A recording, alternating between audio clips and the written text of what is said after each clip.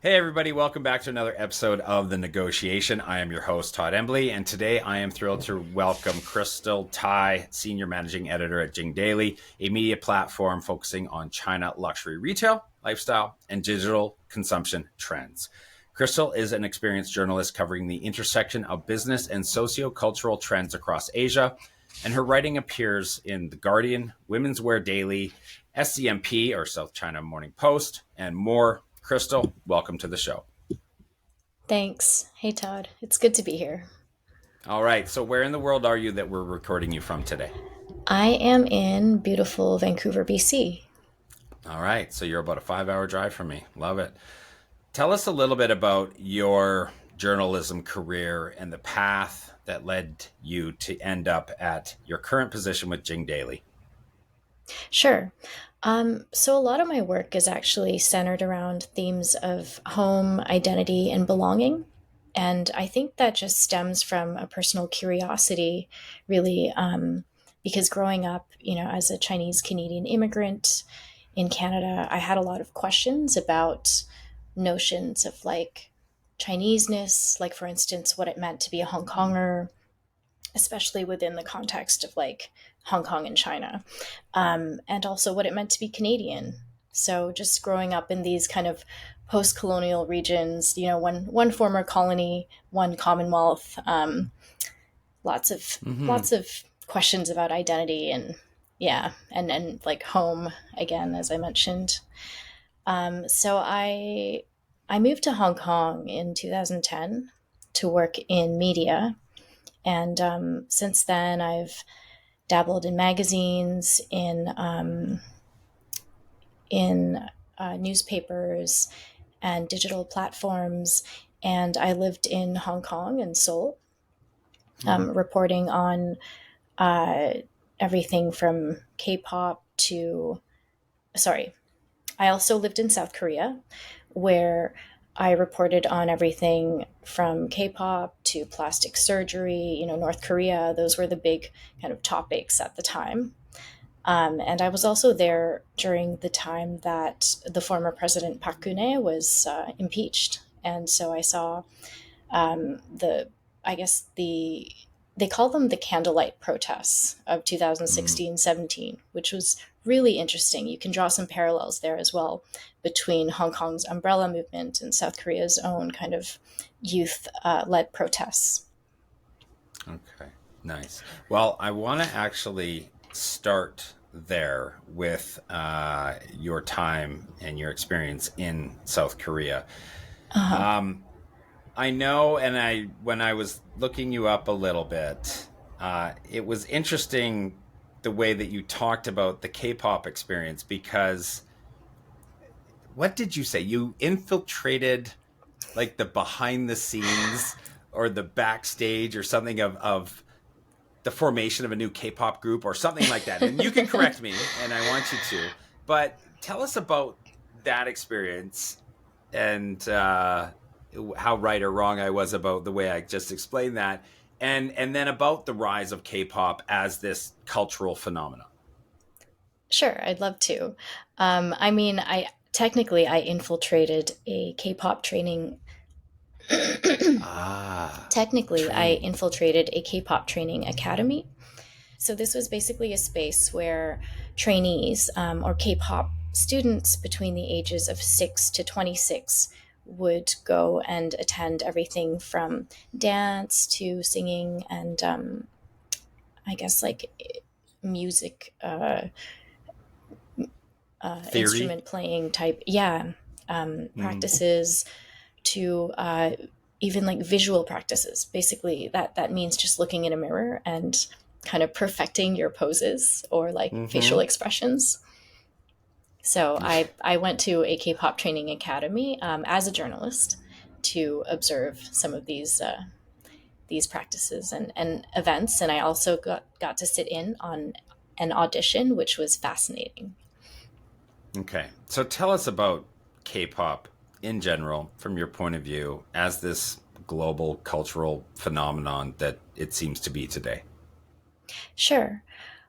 Well, I would say that K-pop is maybe part of like a larger K wave, which it which is comprised of like the K fashion, K beauty, even like K food, K dramas, especially. All of Hmm. this has kind of been rising altogether as part of like a larger K wave phenomenon since the mid 2000s. But K-pop in itself, I would argue, is not just a genre of music or even a cultural movement. It's ultimately a cultural technology, as my source, sociologist Michael Hurt, often puts it. In that, like, it's this very finely tuned, very, yeah, finely tuned, finely calibrated uh, kind of work of artistry that it's so well produced, it's immaculate, it's like everything down to not just the music but the choreography as well. And they only work with the best in the industry too. K-pop draws a lot of influences from African American culture, but also they work with like the songwriters who are behind like Britney Spears' biggest hits. You know, they basically are very, again, a very finely tuned kind of cultural technology at the end of the day. Interesting. How would you say K-pop or even South Korean culture has influenced music, beauty, fashion trends around the world?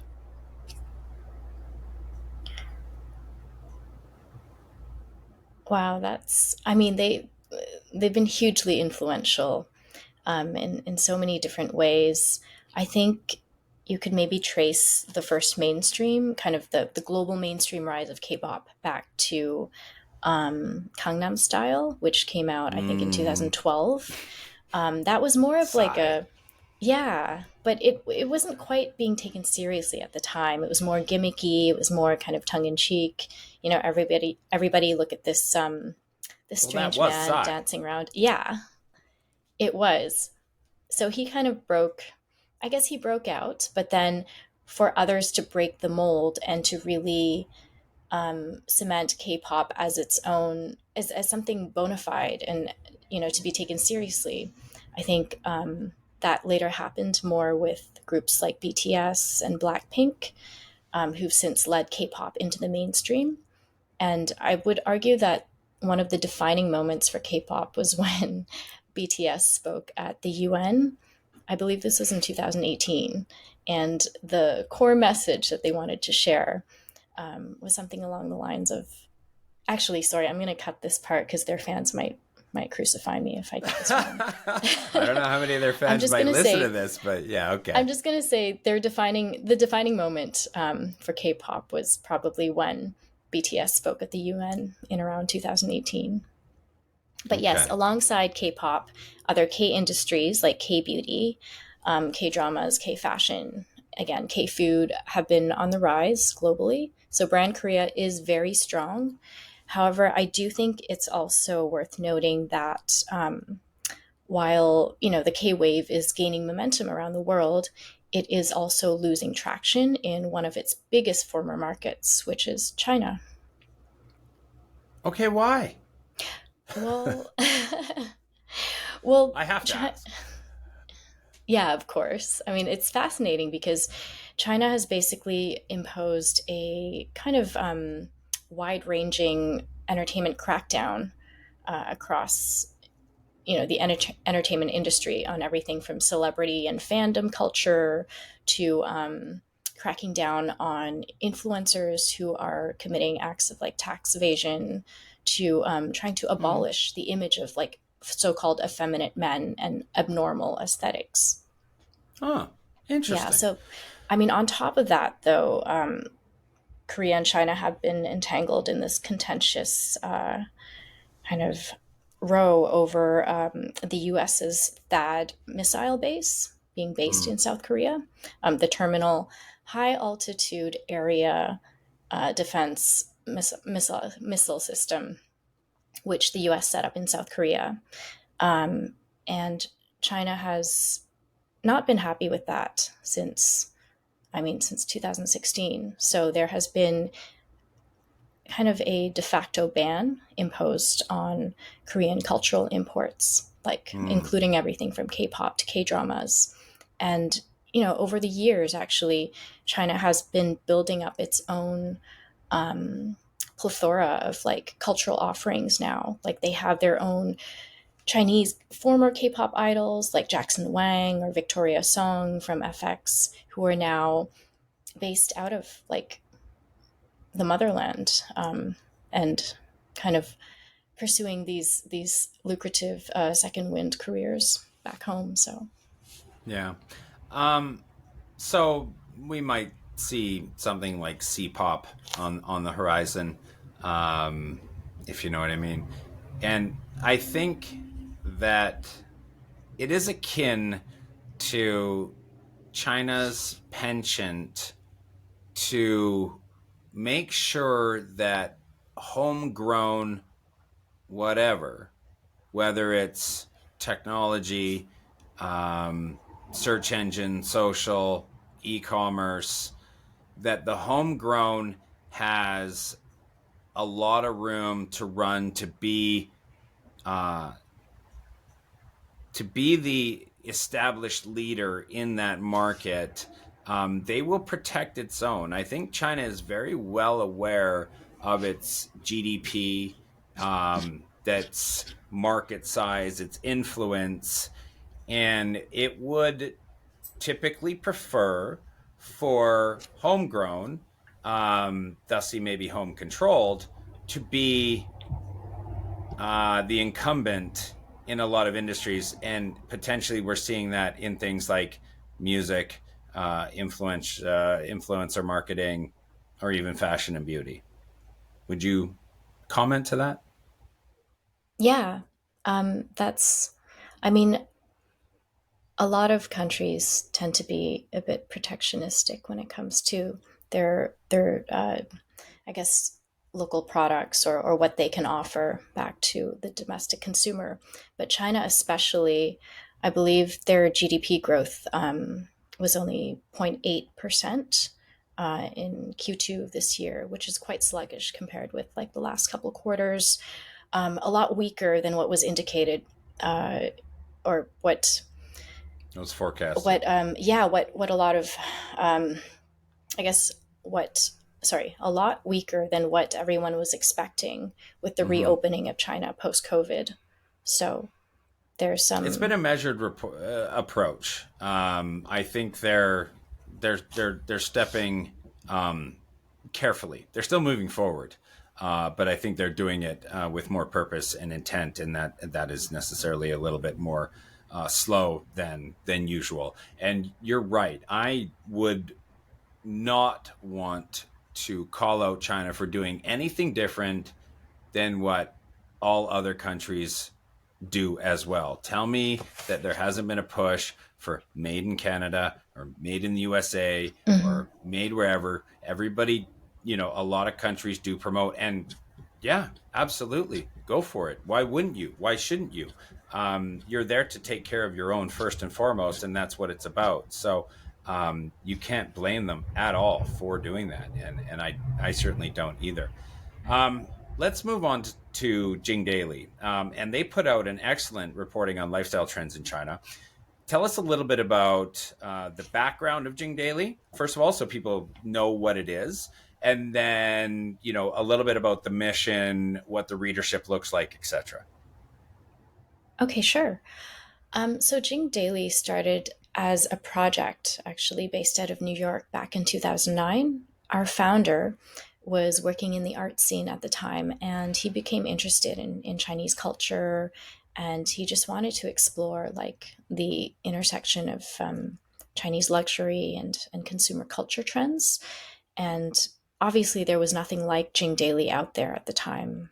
There still isn't much reporting being done in this vein, I believe. But I think that, we started out telling, I think that we started out telling the story of luxury in China. But since then, Jing Daily has evolved to report on a lot of different topics within the context of like Chinese consumption, and with with an eye on the global Chinese consumer, or what this identity is evolving to become, at least. So, for instance, we look at topics such as the future of Chinese beauty, or sea beauty, which I believe you mentioned earlier. It's a huge trend on TikTok right now. Like, people are actually doing these sea beauty aesthetic tutorials to kind of emulate the looks that are popular in China right now, and talking about sea beauty brands. And then we also look at topics like fashion in the metaverse and AI, like what that means when it comes to, say, AI generated fashion or images or IPs. Um, and we also examine, of course, like luxury brands, luxury brand performance in China, but also we look at athleisure and wellness. So, like brands like Arc'teryx and Lululemon, how they're performing in China, how they're engaging with the Chinese consumer. And then one of our rising pillars for coverage is also sustainability, because the Chinese consumer does care about this as well. And on the Interesting. other side, actually, not everyone knows this, but Jing Daily also puts together intelligence reports. So we put together white papers and deep dives on, for instance, the Middle East and China. Like, one of our latest reports was, is the Middle East the next China for luxury brands? Looking at Chinese investment in the region as well. And we also have an intelligence unit, which is basically like a bespoke consultancy where we offer, or where we do everything from hosting webinars on how not to offend the Chinese consumer, um, or examining movements like guochao in China, and kind of advising brands on how to get into this, to get in on this. Yes. Yes. Okay. Great. Um, One of the pieces that Jing Daily just came out with was a guide to core fashion trends in China. Can I ask you to first explain to the audience quickly, what do you mean by core? Sure. I think the core in something core just comes from, I guess, from previous trends, like normcore, for instance. This was a huge uh, fashion and lifestyle trend, I think, in the mid 2010s, when everyone was wearing kind of nondescript, no label, no brand, very like minimalist, even in terms of like color palette type clothing. And then some of the other cores that we've since seen kind of on the rise in China include Barbiecore, of course, because Barbie, the movie, is a huge Mm, cultural phenomenon at this point. With I believe Mattel has more plans for this, actually, with their other IPs. But yeah, why wouldn't they? yeah, Barbiecore, the rise of this Barbie pink everywhere. And then there's also Gorpcore. Gorp stands for Good Old Raisins and Peanuts, I believe. So basically, Gorpcore is like this. It it's like hike core, but It's trail it can mix. be, yeah. It's it's what you wear when you go hiking, when you go on the trails, but it's also since been repurposed for the city, for urban life. So Gorpcore is appropriate for city life as well. And then another trend that we've looked into is dopamine dressing, which speaks to basically how people around the world, and in China especially, are celebrating the end of the pandemic, and just expressing themselves with like brighter colors and exciting patterns. And this is all addressed in a story by my colleague Juliana Law, by the way. You can check it out on our website. Wow. Okay. Well, I was going to follow that core question up with asking you three of your maybe your favorites in some of these lifestyle, social, cultural trends and how it's reflected in fashion. You called out a couple with the Barbie movement and the Gorp, which I I love. I'm such a fan of that one. Now that I've heard of it, for those of you listening, do not sleep on peanut butter and banana sandwiches with raisins. Just saying. It's awesome. But yeah, I mean, I do want to explore that a little bit more and some of your favorites of like broader lifestyle, social, cultural trends that are being reflected in fashion now. Sure. Yeah, and I agree. Gorpcore is so quintessentially Canadian in a way, like It especially here is. in Vancouver or on the West Coast. You see it Yeah. everywhere. You People get wearing gorped their and you blunt go do the stones. grind. Yeah, yeah, exactly. It's a famous hike in Vancouver, people. It's all about that athleisure, yoga, um, kind of outdoor tech wear that you don't necessarily wear uh, outdoors either. Just wear it to the mall, wear it on, Hmm. wear it to dinner, to get coffee. So, what does this So look like? Is it like Lara Croft about to go for a hike, or like? it's I mean, Gorpcore is pretty diverse when you think about it. It could encompass like streetwear type looks as well. Like, for instance, maybe Morel has done a pair of hiking shoes that are also well suited for like the city or for like hype beasts to wear. Um, it could be, again, like yoga wear, like athleisure type looks that are more loungish, and it, combined with like maybe a Patagonia rain resistant jacket or an Arc'teryx shell. Mm-hmm. Wow. Okay. Any other trends that are your favorites right now? Well, again, my colleague Juliana, she wrote about clogcore as well, which is an emerging trend in China. So basically, this means just Crocs, like just I knew slip-on you were going to say shoes, that. um, are kind of on the rise. They're so ugly that they're fun now. They're no longer seen as ugly. They've got their own kind of uh, unique identity at this point. Mm-hmm. Yeah, I see that a lot, especially in athletes. I think a lot of kids, if you're 12 years old and you're huge into hockey, you wear, you know, almost knee high white socks or something, and you wear Crocs and have a mullet, and this is the thing you roam around the airport, with your buddies, and that's just it's everywhere. It's everywhere now. I can't see myself doing it, but yeah. Moving on. One of the subjects that you cover is the Chinese diaspora. And you recently had a piece on the rise of the Asian baby girl trend in China. Can you comment on the origin of that trend in the diaspora and then its recent adoption in China? Sure, I'd love to comment on this trend. So the ABG aesthetic or style, I mean, it sounds as as ridiculous as it might sound, Asian baby girl.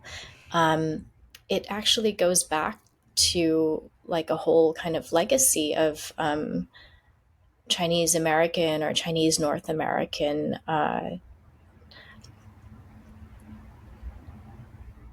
integration, or the rise of the fostering of like the modern Chinese Canadian identity, at least Chinese American identity. I mean, like, some people say that this term actually came together in the 1990s and was influenced by African American hip hop culture, by kind of this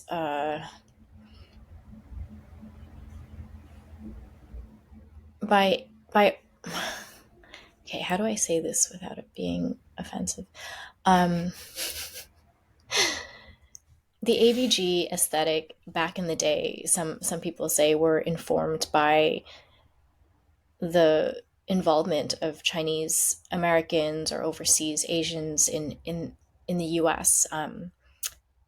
kind of their involvement in African American culture, um, and in kind of seeking to emulate this gangster look as part of this attempt to subvert the the model minority Asian American image, like of this very obedient, very um, hardworking, um, yeah, Chinese American citizen. Is it a personality? Is it just fashion? Is it what what is involved in that trend? Well, primarily it is just an aesthetic. So Okay. today It's not it's a more behavior. um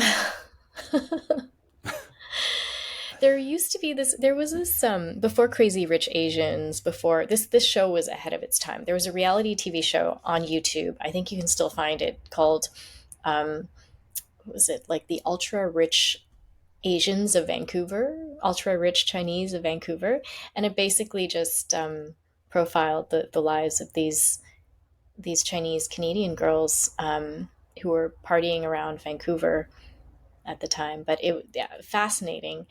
I suppose it could be connected to certain lifestyles, but it depends on like the context and the specific society that you're talking about. But as an overall kind of trend, like if you're going to talk about it, maybe from a more global perspective, then it's primarily an aesthetic. So it's associated with, like, say, having more of a tan, um, wearing more like intense makeup, like stronger eyeliner, very, very kind of deep dark eyeliner with eyelash extensions, lots of bronzer, and just street and clubbing inspired outfits as well. And of course, having like dyed hair, because that kind of goes against that can be seen as rebellious, or was seen as rebellious Mm-hmm. in Asia until more recently. Is there is it common to see this type of interplay in fashion, but in fashion trends between the diaspora and China? Is it common in China? Is it common to see this type of interplay in fashion trends between the diaspora and China?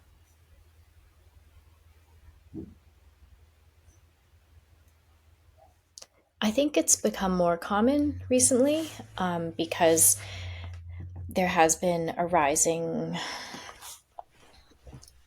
because Chinese consumers are more increasingly exposed to Western culture through social media, through entertainment. But I remember even when I lived in Hong Kong in like the early 2010s, like this was definitely less of a phenomenon in China at the time. But even in Hong Kong, then Abercrombie, brands like American Eagle, like all these very aspirationally Americana or North American type brands were very popular amongst like the local consumers, at least, because there was this desire to come across as maybe more international, or having lived abroad, or having or being a bit more westernized at the time. Not amongst everyone, but among like certain facets of the community. Mm-hmm. What about Xiaohongshu or Little Red Book? How impactful, how important, how influential is it in the Chinese social media ecosystem? Xiaohongshu is hugely influential, especially right now.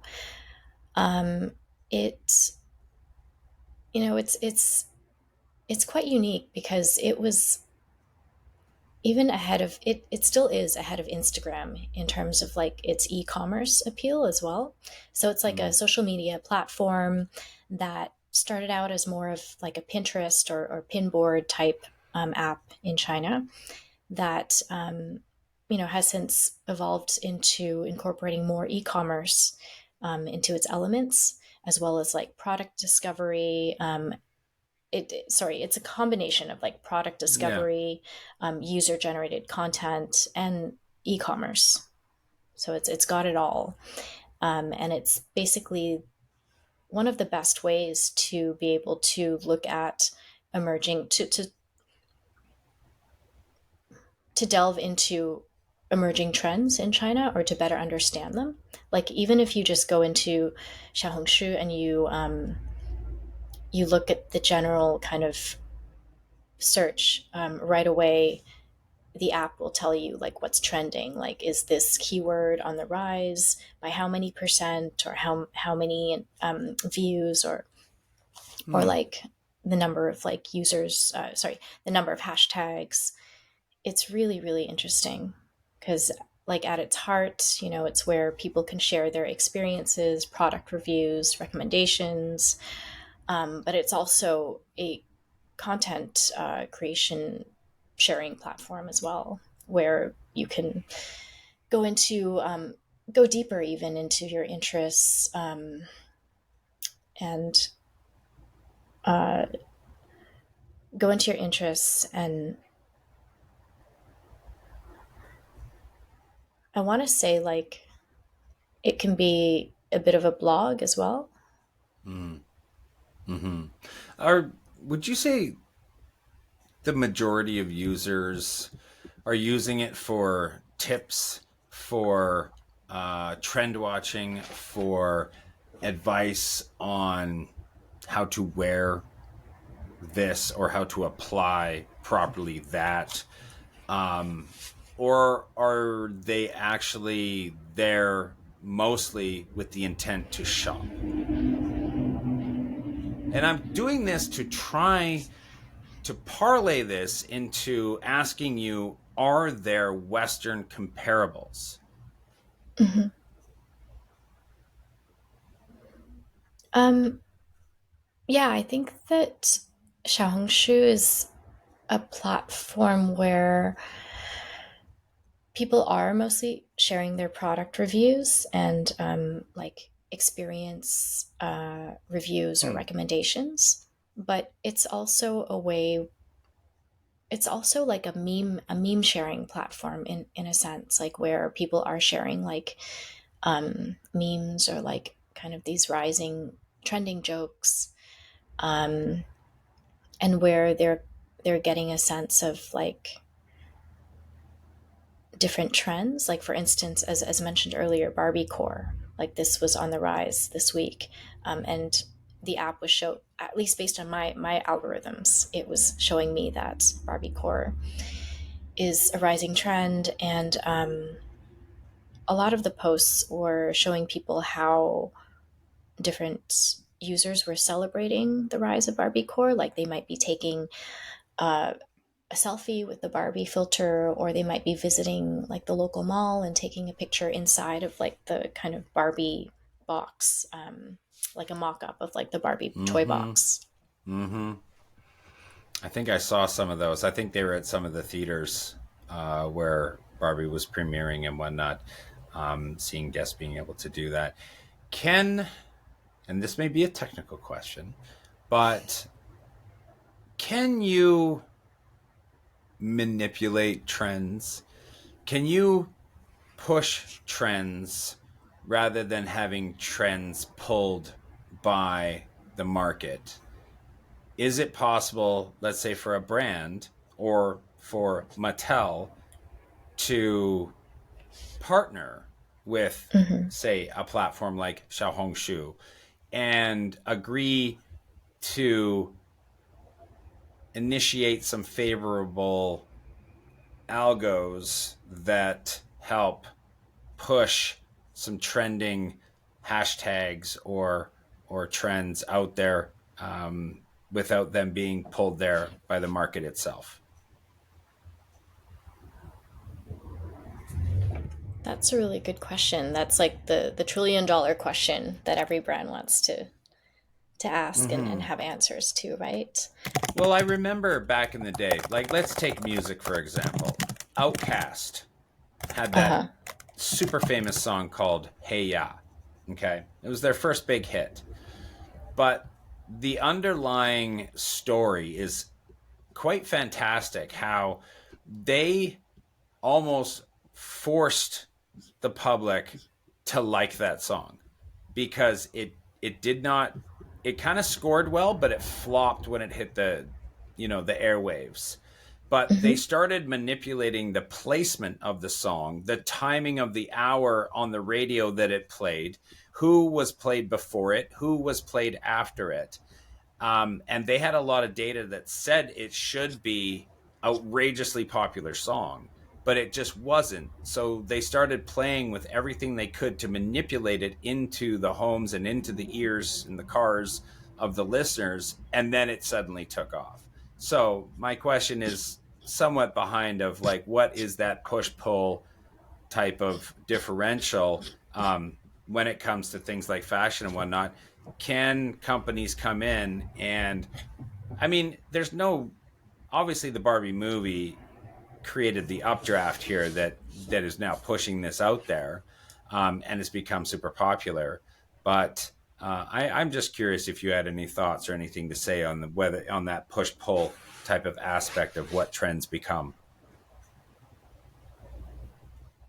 Yeah, I mean, I think what with regards to music, K-pop fans, and like music fans in general, fans of like specific artists, like say like Lady Gaga or Taylor Swift, have been essentially doing this um, for years now, where they a new single comes out and they rally behind it and they make sure that it hits like number one on like um, iTunes or whatever kind of like streaming music platform sales. So that's not when you have the right fan base or the right kind of rallying numbers behind like a product or brand or launch, then yes, it is probably possible to make it go mainstream and be successful. But in terms of brands, what I've been seeing is that they will partner with KOLs with large followings or targeted followings that are relevant for their brand or their product. Yeah, or And their they audience. also, similar to like Facebook and Instagram, they can buy like advertising or native ads on these platforms as well. But as for like preferential like algorithms or like skewing them, I haven't heard anything about that. Um, Sounds like yeah, another story idea potentially. yeah, it would be interesting to look into it, but I would imagine that Yeah, it's not the that'd be norm. really hard to do some investigative journalism on, I think, because that would be some well hidden stuff that I don't think Hmm. would be easy to find. And one of the reasons I ask about that is because I feel like there's a trend that's being pushed onto me, and I can feel now that it's happening because I want something now that I never thought I would want, and that's a face Keaney. And I really don't know where this urge to get a face Keaney is coming from. I blame the algorithms, and they know me too well. But can you tell us what is a face Keaney for those who don't know, and why is it one of the hottest accessories in China this summer? Sure. The face kini has gone through a few different iterations, or it's evolved quite a bit since it first hit the market. But essentially, a face kini, it's almost like a what is it called? Like the Mexican wrestling masks. Yeah. Oh yes, I Um, know. the Oh, the luch is it famous called a ones. luchador? I'm trying to Yeah. find the name. Mexican Yeah. Well, wrestling. Jack Black was in the movie. He was one of the wrestlers. He did the whole thing. Um, Yeah, lucha libre. Nacho Libre was the movie. That's right. Yeah. Okay. I Yeah. haven't watched it yet, but I have seen like kind of satirical Mexican wrestling. It was more of like an art type That was thing, Nacho Libre. performance. Very satirical, I but bet, yeah. awesome. But basically, the face kini, it's like this face covering, this mask that that became popular in China and other Asian countries, because women were looking for ways um, to protect themselves from like the sun, especially like in the very hot summers in a lot of regions of China and Southeast Asia, Korea, Japan. And Now, sometimes when you go to the beach, you'll see people wearing like a face Keaney because they'd rather be able to dive into the water than like wear like a full hat over their heads. So, I mean, it's not unlike wearing zinc on your face in yeah, some ways. yes, true. Um, Has that gone fashionable? With zinc was the, for those who don't know what zinc was, it was just like this. It was super bright neon colored. You put on your nose and stuff like this, and it was kind of like a sunblock. But you got super like 80s with it, and just like the super bright neon colors probably matched your spandex outfit. And then but there's, explain a little bit about the cultural behind the scenes of not wanting sun on your face, especially for women. sure. Um, I think there's a saying actually. Let me just double check this. Yeah. For those who don't know, Crystal is typing at 1,000 words per minute right now. If you can hear her keyboard going.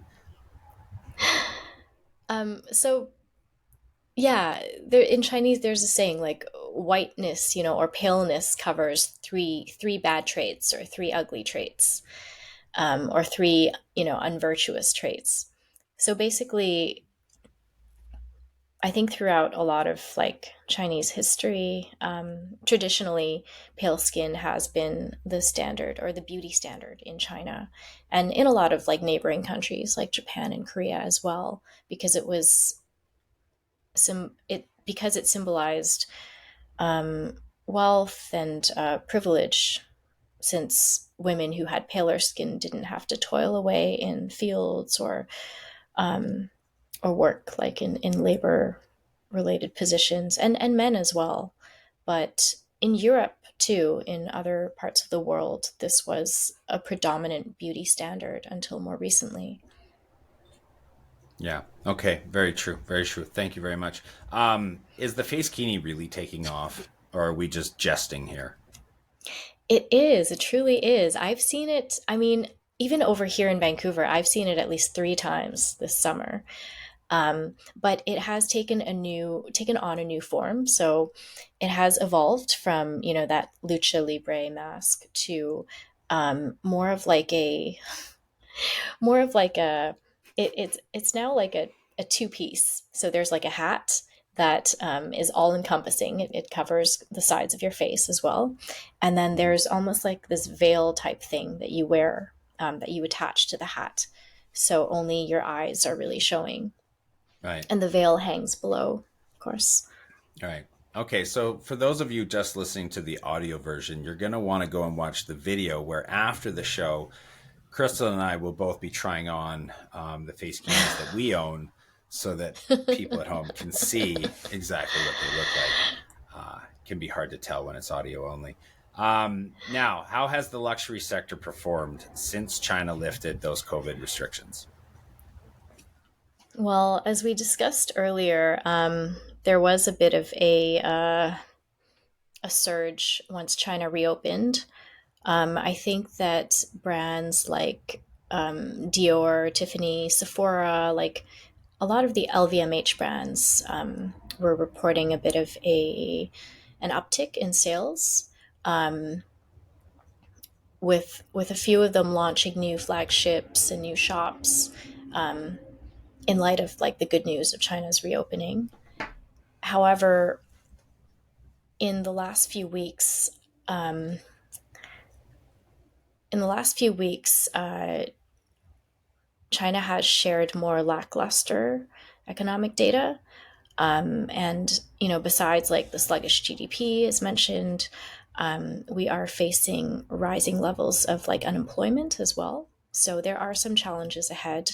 Luxury brands will likely continue to perform well, but um, sales may sales sorry luxury brands certain luxury brands have reported that they're continuing to perform well, but others have mentioned, like Bulgari and Michael Kors have mentioned that sales are slowing. Hmm. So some challenging times ahead, potentially. Is the luxury sector more insulated from a slowdown, or are they average? Is there no change, or would they potentially be more hard hit by an economic slowdown? That's a Not really that good you're an question. economist. Mhm. Well, the luxury sector is quite diverse at this point. I mean, you have like your hard luxuries, like handbags, fine jewelry, um, haute couture, and then you have like the petite luxuries or like little luxuries, like more cosmetics, lipsticks. So it's hard to say overall, but um, I would imagine that if consumer sentiment is not as strong and consumption is falling, then we might see a move towards more little luxury purchases.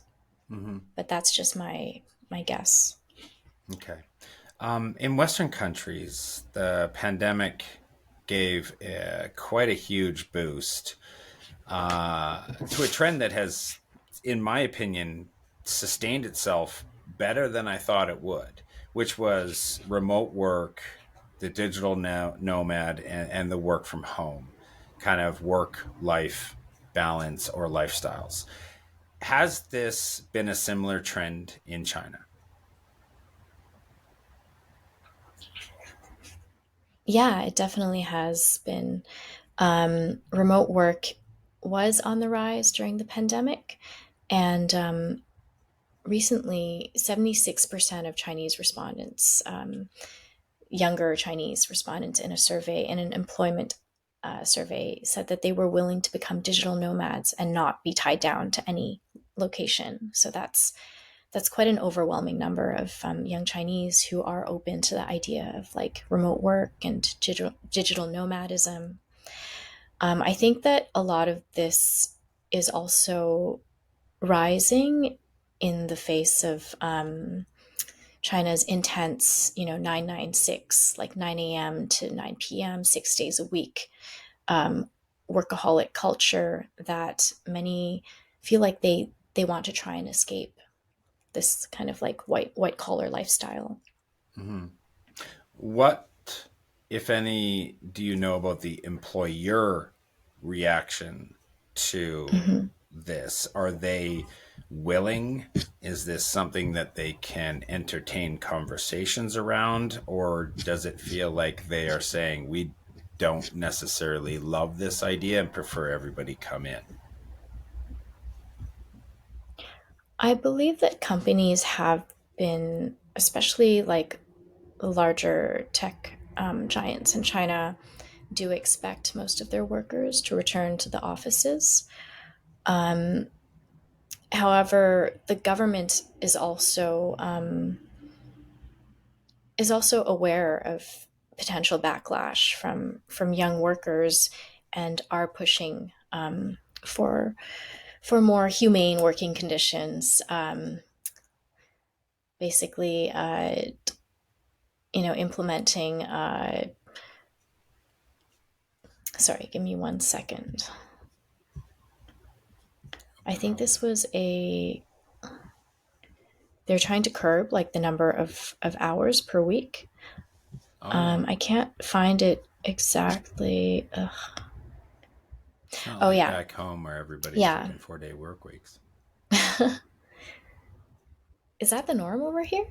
No, but it's coming. More and more companies have started doing it. I just saw on Castanet. You know Castanet, do you? So Castanet is Mm-hmm. the Okanagan's hyper local media company. Okay. So that's where everybody goes for hyper local news and events. pretty fantastic, pretty cool little way they've developed this. And we're cutting all this, by the way. But yeah, it's very hyper local. Anybody can really report. You could stand there with your iPhone in front of a forest fire that just started and be like, "Hey, yo, I'm here. Like, this is happening. This is whatever you." Mm-hmm. And they might take your whole report, or they might just take the video of the fire and do their own thing. You never know. But it's an interesting concept that invites almost content creation for journalism in a Mm-hmm. hyper local aspect. But they're wildly successful now. But they were So they reporting that. Go sorry, ahead. so they pay for clips, like they kind of, it's like crowdsource news. It's not even, people don't do it for money. Oh wow. I think people just do it for exposure, or like, hey, look, wow, my thing got picked up, or what have you. They're more than happy just to for that. Um, there's a very interesting case study on how people do things for money and don't do things for money. Um, Mm-hmm. what was it? The guy that wrote. Oh man, what's his name? He's super famous now in the U.S. He wrote a book on angel investing. He's the most narcissistic person to ever come out of Silicon Valley. Um, but so Quora, right? Mm-hmm. Ask a question, people write Yeah. answers, but nobody gets paid. He tried to create a competitor to Quora where people actually got paid for writing, because he thought you could get better answers if you said, I'll give the top answer $20 for if they write it. And it was a massive failure because he did not clue in on the psychology of why people like to do things like that, or incentivized internally, or Mm-hmm. satiated internally to do those kinds of things. And that nobody wanted to get paid, nobody wanted to do it for money, they just wanted to do it. If you're just doing it, then you have no fear of failure in a way, because there's nothing on the line. But now when there's something on the line, you don't do it because overcoming the fear of failure is not worth Mm-hmm. $20, in a way. So, Wow. yeah, like, Yeah. oh, like that. Yeah, I mean, inertia is an incredible thing, especially when it comes to habits. So, um, and the guy lost a fortune on Uh-huh. trying to do it. And all he does is talk about how successful he is, but he's actually been quite a big failure in a lot more ways than people know. But it's a fabulous story. But anyway, yeah, so there was a company here, a company in Kelowna. It was just announced they're going to a 4-day work week. Oh my God, that was a Oh, long way around to cool. answer that. Sorry. No, thank you for sharing all that. Quora was like the original ChatGPT, if anything. Like I was Right? obsessed with Quora when it first started getting big. And then Mm-hmm. since then, like the quality has really dropped. Like it's Oh, yeah. ridiculous how bad it is now. I'm kind Well, of, some of the original, to become an influencer back a decade ago, mhm. that was one of the key platforms that you went and spent a lot of time on, writing good answers and get it voted up and getting good reviews, and people would follow you. And it was one of those early day kind of influencer type platforms when you wanted to just create content for a living. You could start your career partially over there. Anyway, Yeah, I imagine quite a yeah, few of those influencers have moved to Substack at this point. right, yeah, yeah. It's Reddit and then Substack and other things, and it's so widely varied. Okay, I think we finished. Did we answer that? You were like hammering away, Oh, fighting it. So yeah. you wanted to look that up, I had some notes on this actually. Like it's so hard to remember everything. I was going to say, so back on the record, um, so the Chinese government actually did begin warning employers that 996 practices are illegal, in 2021. So they have tried to make working conditions a bit more humane for the sake of like younger workers. However, I do think that a lot of people, a lot of millennials and Gen Z in China are still open to the idea of like digital nomadism. And there are two kind of ways that this is, two main um, approaches to this that I'm seeing.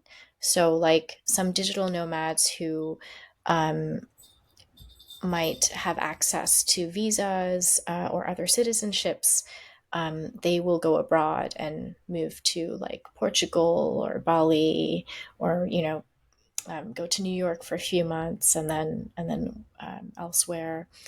And then there are also domestic digital nomads, which is really fascinating. So these Chinese workers who are moving to Yunnan and other remote regions of China where living standards are, the quality of life is very high, but the cost of living is a lot lower. And Mm-hmm. they might take on even like more menial type jobs, um, alongside doing like their pursuing their passion, creative passions. Yeah, side hustles. I like it. Okay, well, thank you very much. Crystal Tai, Senior Managing Editor at Jing Daily. Thank you very much for joining us today. Yeah, thank you for having me. It was really All fun. right. Everybody, of course, if you're listening to the audio only podcast version, don't forget we have the YouTube channel over at WPIC.co's YouTube channel. And for those of you watching us on the video and you need your hands and eyes and ears, hands and eyes for other things, don't forget we have the audio only podcast on all the podcast platforms, Apple Podcasts, Google Podcasts, Stitcher, Spotify, you name it, we're there. But again, thanks very much from all of us at The Negotiation for listening in, and we'll see you next time.